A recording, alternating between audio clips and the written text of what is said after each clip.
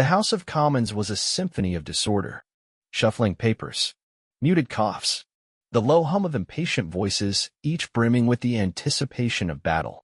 From her seat midway down the opposition benches, Amara Clarke absorbed it all without moving. She was a fixed point in the tide of restless energy.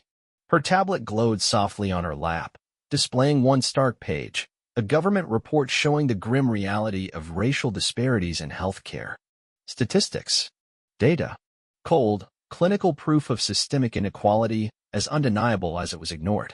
Amara tapped the screen once, locking it, then folded her hands together in a posture of calm. Around her, MPs fidgeted, laughed too loudly, and cast knowing looks across the aisle. Business as usual.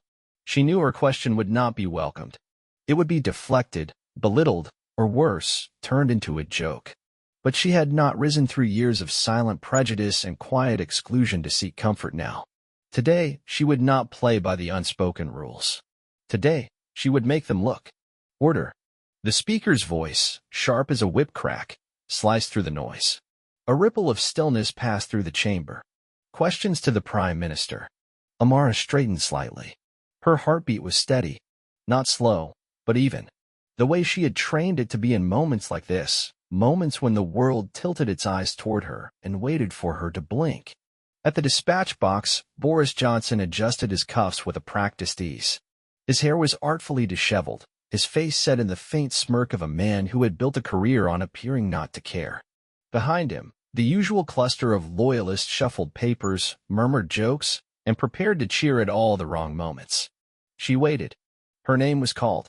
Amara Clarke. She rose smoothly, adjusting the cuff of her navy blue jacket. A few murmurs rippled through the chamber, not hostile, not friendly either. Curious, wary, watching. Her gaze found the Prime Minister. She let a heartbeat pass, gathering the room into her silence, before speaking. Mr. Prime Minister, she began, her voice carrying cleanly across the chamber and into the dozens of cameras trained on them. Recent government data shows that Black Britons are significantly more likely to experience poorer health outcomes across every major metric: maternal mortality, cancer survival rates, cardiovascular disease. The murmurs subsided into something sharper, more focused. Given this government's repeated promises to tackle systemic inequalities, Amara continued, could the Prime Minister explain what concrete actions his administration has taken to address racial disparities in the healthcare system? For a moment, there was only the rustle of papers, a cough from the backbenchers. Amara stood unmoving, her gaze steady, refusing to look away. Boris Johnson shifted, straightened his jacket with a tug that seemed, to Amara, more defensive than confident. His lips curled into a smile that didn't reach his eyes. He opened his mouth. I'm sure you know better than I do how the system of privilege works. The words dropped into the chamber like a grenade. For a heartbeat, silence reigned. Amara felt the collective intake of breath, the stiffening of bodies around her. She caught the quick, shocked glance of a fellow MP across the aisle. Even the speaker blinked, thrown off balance. And then the eruption. Gasps. Shouts. The chamber, already a pressure cooker, exploded into noise. Anger, outrage, confusion, all tangled together. Amara stood very still. Inside her chest, something tightened, then steadied. She had not anticipated this exact cruelty, but she was not surprised. She inhaled once, deliberately letting the roar wash around her without moving. Across the room, Johnson shifted uneasily, as if only now sensing that he had stepped beyond the pale. Amara's hands remained relaxed at her sides. When she spoke again, her voice was a blade slicing through the din. Mr. Prime Minister, she said, low and even, my knowledge comes not from the color of my skin, but from years of study, service, and lived experience. It is precisely the refusal to recognize systemic inequality that allows it to endure. The chamber quieted just enough for her words to land, hard and unyielding. This government cannot address injustice if it refuses to see it. Without waiting for a reaction, Amara sat down, smoothing the hem of her jacket with mechanical precision. Her heart was still steady. Her mind, already braced for what she knew would come next, not just outrage, but war. The chamber remained chaotic long after Amara reclaimed her seat. Shouts ricocheted off the green leather benches. Some MPs demanded an immediate apology. Others jeered that people were too sensitive these days. The speaker repeatedly called for order, but his voice was a pebble tossed into a storm. Boris Johnson, momentarily deflated, tugged at his jacket again and tried to smirk. It didn't land. His supporters thumped the benches weakly, their usual bravado tempered by the sight of television cameras swiveling toward the Prime Minister's face. Amara kept her posture still, her face neutral. She refused to feed the theater. Inside, though, she was taking stock, not of Johnson, not even of the chamber, but of the old, familiar weight settling on her shoulders. The weight of knowing how easily outrage could curdle into dismissal, how quickly truth could be spun into noise. The speaker finally managed to gavel the session back into a brittle semblance of order. The rest of Prime Minister's questions limped along, a parody of normal proceedings. Johnson's answers were rushed, flustered. His usual bluster had abandoned him. By the time the session adjourned, the story had already escaped the building. In the corridors of Westminster, phones buzzed in frantic symphonies. Journalists cornered MPs for statements. Staffers whispered urgently into earpieces. Screens in the press gallery played the clip on an endless loop. Amara's steady question, Johnson's smirk, the devastating line, the eruption. Hashtag privilege in plain sight trended within minutes. So did hashtag Amara Clarke, hashtag PMQS scandal, and blunt tags like hashtag Boris resign. Amara slipped away from the main floor, declining interviews with a polite shake of her head. She needed no sound bites. The world had seen what it needed to see. She returned to her small, almost austere office. The walls were bare, save for a few framed photographs. Her parents' wedding day, her graduation ceremony, her first campaign rally, where only a handful had believed she could win. She sank into the chair behind her desk and allowed herself a moment to exhale. Her phone lit up with messages, friends, colleagues, strangers. Brilliantly handled. Proud of you. They'll come after you hard now. Be ready. She muted the device and set it face down. Amara had no illusions about what was coming. The backlash would be brutal, messy, and swift. Already, sympathetic commentators would be preparing op-eds about context and the dangers of overreaction. Already, political operatives would be calculating how to spin the moment into something safe, something forgettable. But something had shifted. The weight she carried, the invisibility, the constant measuring of her own words to avoid confirming their stereotypes, felt lighter now. Exposed. Named. She opened her laptop. The top headline glared from every major outlet. Prime Minister accused of racism after Commons remark. Outrage erupts over Boris Johnson's privilege comment. Clarke's response hailed as masterclass in dignity. Amara clicked the laptop shut. It wasn't dignity she was aiming for. It was truth. By evening, the Prime Minister's office issued a statement.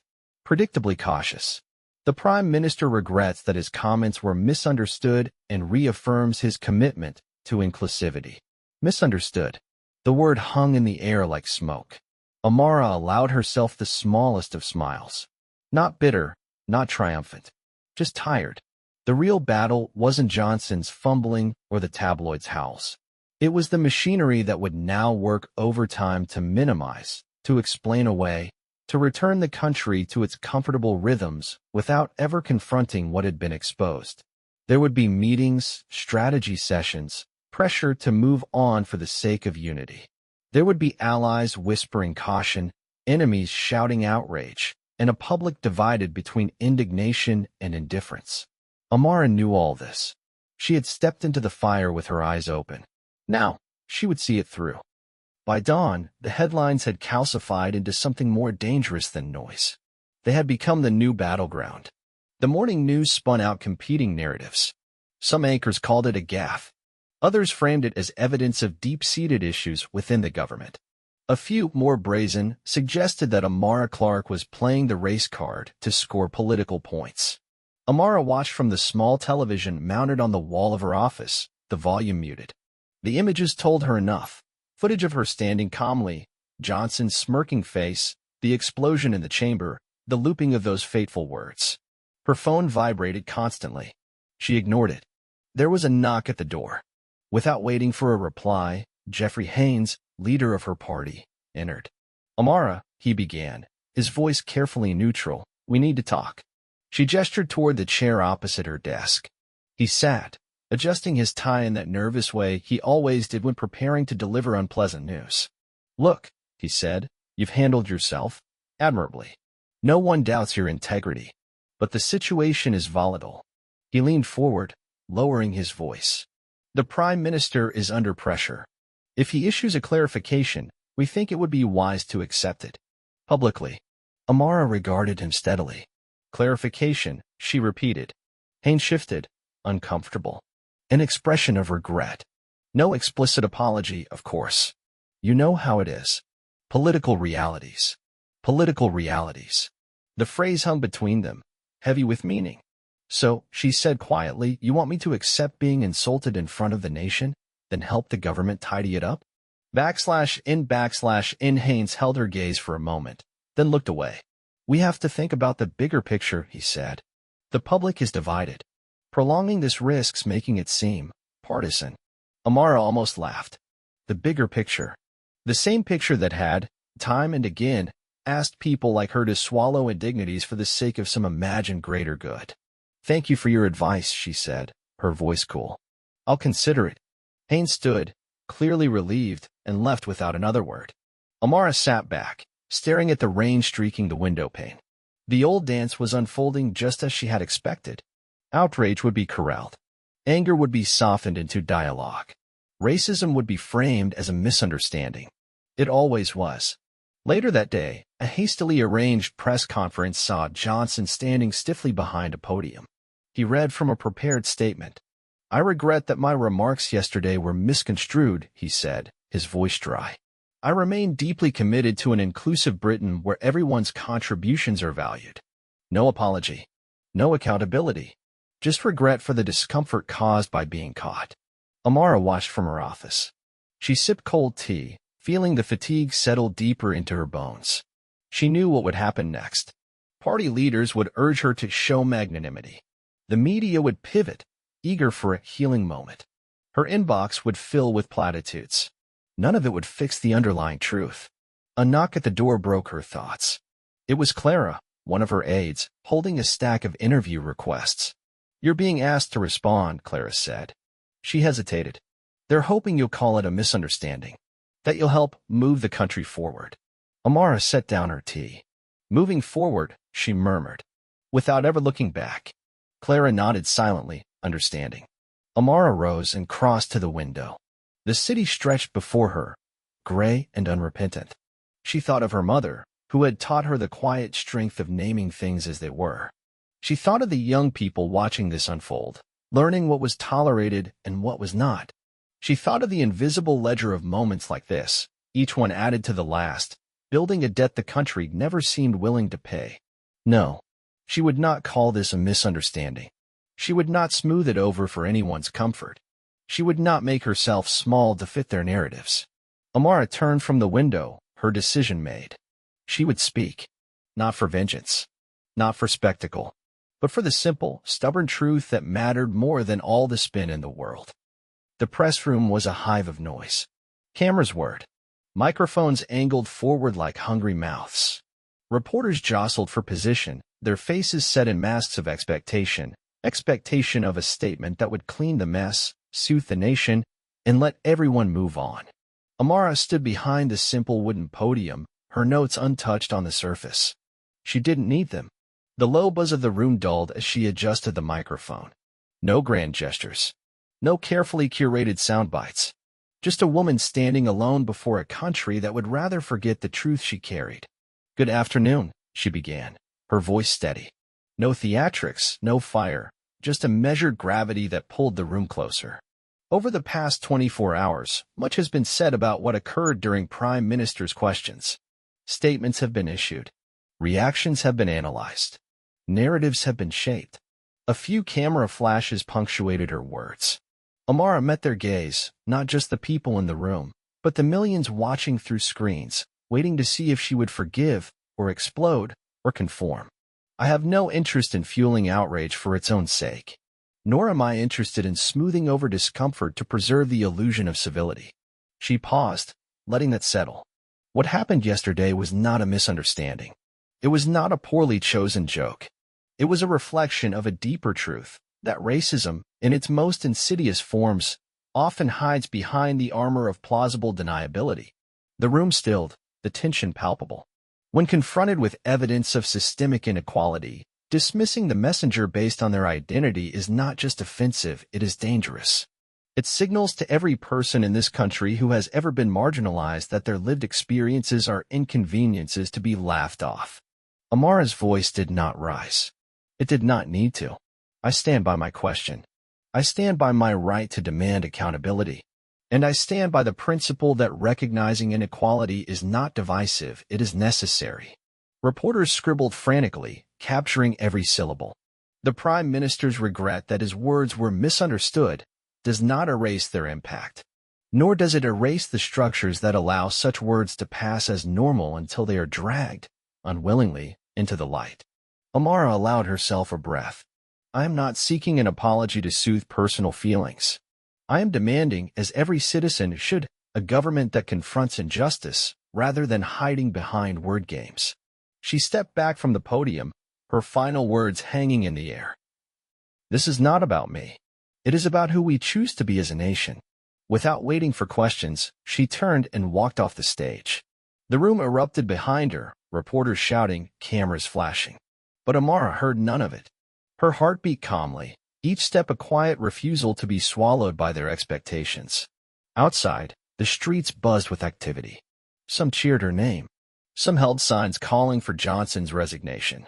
Others watched silently, wary or indifferent. Amara did not need their validation. As she walked toward the waiting car, a young woman near the barricade caught her eye. Dark-skinned, maybe 19 or 20, a university hoodie pulled over her braids. She wasn't shouting. She wasn't filming. She just stood there, hand over her heart, her eyes shining with something fierce and unspoken. Amara met her gaze and nodded once, a small, private acknowledgement. The young woman smiled. And in that brief, unguarded moment, Amara felt it, the weight of 1,000 quiet hopes, resting in her hands. Not to be solved, not to be erased, but to be honored. She slid into the back seat of the car and let her head fall back against the seat. The battle was far from over. But today, she had not surrendered. The days that followed were a study in fracture. Within her party, fault lines deepened. Senior members, eager to project unity, scrambled to distance themselves from the scandal. They issued carefully worded statements praising Amara's grace under pressure, while urging national healing. Behind closed doors, their tone was sharper, a not-so-subtle demand that she temper her words before they became politically inconvenient. Amara ignored them. The public, too, was divided. Polls showed rising anger at the government, but they also revealed a deep undercurrent of fatigue. Some voters were already muttering about moving on, about not making everything about race. The backlash was as swift as it was predictable. She received messages of support, yes, hundreds of them. But alongside them came threats. Thinly veiled warnings. Images of nooses sent anonymously. Anonymous emails promising she would be put in her place. Her security detail was quietly increased. Amara sat in her flat late one night, the new protocols a grim reminder that truth-telling carried its own price. She scrolled through the messages not with fear, but with a kind of weary inevitability. This, too, was part of the pattern. Clara, her young aide, appeared in the doorway holding 2 mugs of tea. You need to rest, Clara said, setting one down. Amara offered a faint smile. Rest isn't part of the job description. It should be, Clara said quietly, pulling a chair close. You're carrying too much. Amara considered that. She thought of the girl at the barricade, of the people who wrote to her about hospitals that treated them differently, about job interviews where their names closed doors before their faces were even seen. It's not too much, Amara said finally. It's exactly what it should be. Clara didn't argue. The next morning, Amara attended a scheduled parliamentary hearing on healthcare equity. The atmosphere was thick, every glance and whisper loaded. Some MPs avoided her gaze. Others offered hollow smiles. A few, very few, greeted her with genuine respect. As she took her seat, she noticed Johnson slip into the chamber, his entourage in tow. His expression was studied boredom, but Amara could read the tightness around his mouth, the stiffness in his movements. He was losing control of the narrative. Calls for his resignation grew louder with each passing day. Petitions flooded Parliament. Editorials demanded accountability. But Amara knew better than to mistake noise for change. Later that week, she was invited to a town hall in Birmingham, her home city. She hesitated before accepting, not out of fear, but caution. She didn't want to become the story. She wanted to amplify the voices who had lived this truth long before it made the headlines. The hall was packed, not with politicians or journalists, but with ordinary people, nurses, teachers, delivery drivers, students. Black, brown, white, young, old. They came not to debate whether what she experienced was real. They came because they already knew it was. Amara stood at the front, no prepared speech, no script. She listened. A nurse described the casual dismissals she faced at work. A teacher spoke about being mistaken for a cleaner at her own school. A teenage boy recounted being stopped and searched 5 times in a month. Amara spoke little, asked questions more than she answered. When it ended, people lined up not to demand solutions, but to share pieces of themselves. Their stories, their anger, their hope. One elderly man grasped her hand firmly. "Don't let them make you small," he said, his voice rough. "You're bigger than this moment." Amara squeezed his hand in return. She understood. This was the work, not the headlines, not the viral clips. The listening, the witnessing, the refusing to look away. That night, back in her flat, Amara wrote in her journal, something she rarely had time for anymore. She wrote not about the scandal, not about Johnson, not even about Parliament. She wrote about the faces in that hall. And she promised herself that no matter what came next, no matter how the machinery of politics tried to grind the moment into dust, she would not forget them. She would not let them be forgotten. 2 weeks after the eruption, the machine was in full swing. The Prime Minister clung to office by the thinnest of threads. A small but growing bloc of MPs called openly for his resignation, citing not just the remark, but the pattern of behavior it revealed. Editorials flipped. The same papers that once urged caution now screamed for accountability. But the party leadership, Amara's own included, had different priorities. Late one evening, she was summoned to a private meeting. The room was sterile, a long oak table, empty coffee cups, the faint buzz of a ceiling vent. Geoffrey Haynes sat at the head, flanked by senior party figures, their faces drawn and tight. "Amara," Haynes began, "the country needs stability. This has gone far enough." She said nothing, waiting. "We're preparing a statement of reconciliation," he continued, pushing a draft across the table. "It acknowledges the hurt caused but emphasizes moving forward, healing the nation, building bridges." Amara read it. It was a masterpiece of evasion, a document that said everything and nothing. No admission of wrongdoing, no commitment to change, just a plea to forgive and forget in the name of unity. She placed the paper down carefully. "You want me to endorse this," she said, her voice neutral. "We need you to endorse it," Haynes corrected. "Without your support, it won't hold." The room watched her, waiting, measuring. Amara breathed in slowly. She understood the stakes. They were offering her a place at the table conditional on her silence. A future in politics conditional on her compliance. A promise of respect conditional on her invisibility. That night, she walked alone through Westminster, the city's ancient stones cool under her shoes. The river glimmered darkly under the streetlights. Big Ben loomed above, impassive and eternal. Amara thought of the town hall in Birmingham. The nurse who cried telling her story. The boy who asked if anyone would ever see him differently. She thought of her mother, who had worked 2 jobs to send her to university, who had taught her never to confuse comfort with dignity.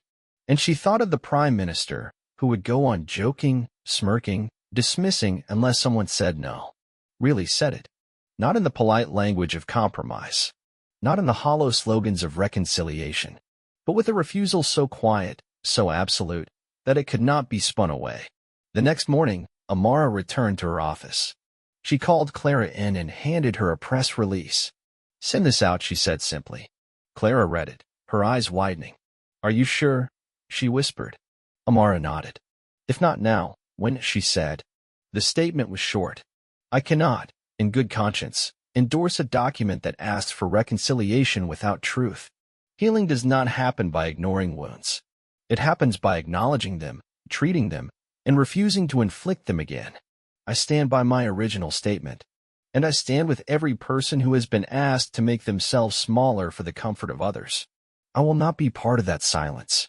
The backlash was immediate. Some called her reckless. Some called her heroic. Some called her a traitor to her party. It didn't matter. Amara spent the day working quietly at her desk, reviewing constituency casework, responding to letters, preparing for committee meetings. Outside, the world spun. Inside, she was calm. That night, she received a message from the girl at the barricade. Just 4 words. Thank you for staying. Amara closed her laptop and sat back. The cost was real. So was the reward. She had made her choice. And for the first time in weeks, she allowed herself a small, true smile. Amara became a lightning rod.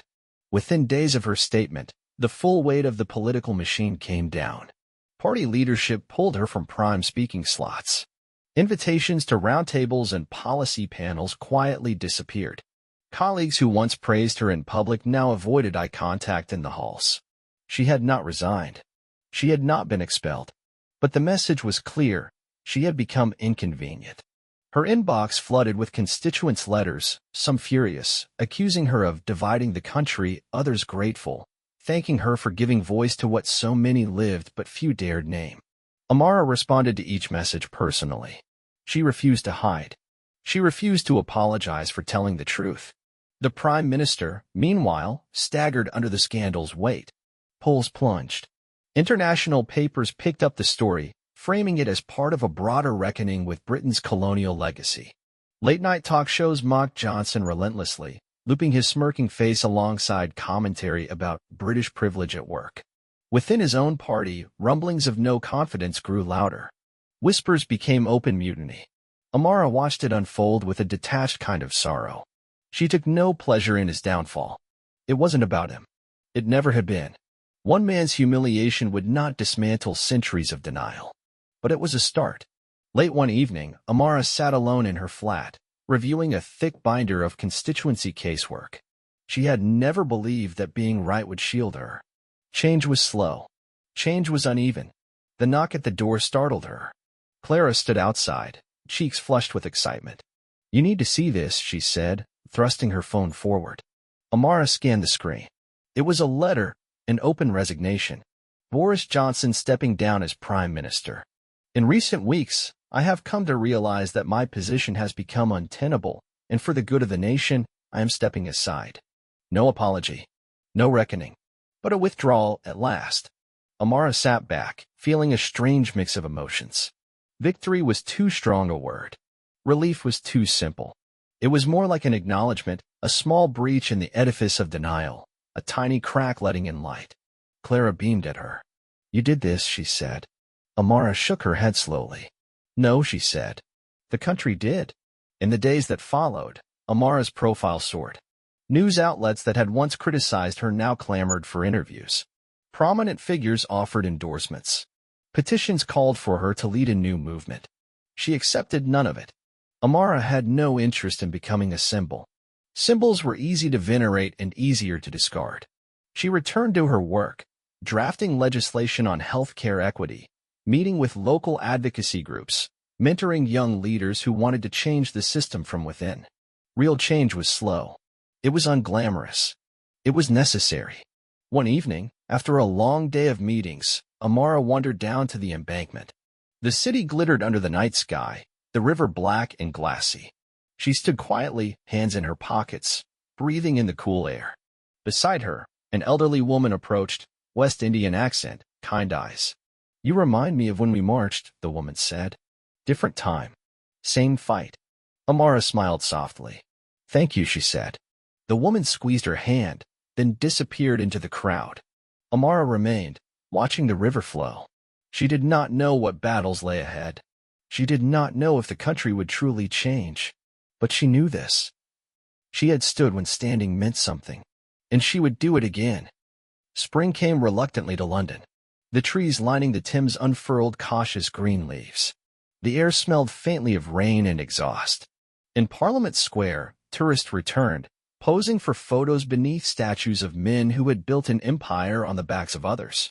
Amara walked among them unnoticed. She wore no badge, no pin, nothing to distinguish her from the crowd. She liked it that way. It had been 6 weeks since Johnson's resignation. The political landscape remained unsettled. His replacement offered platitudes about bringing the country together, without acknowledging what had fractured it in the first place. Amara didn't waste energy hoping he would be different. Real change was not born in speeches.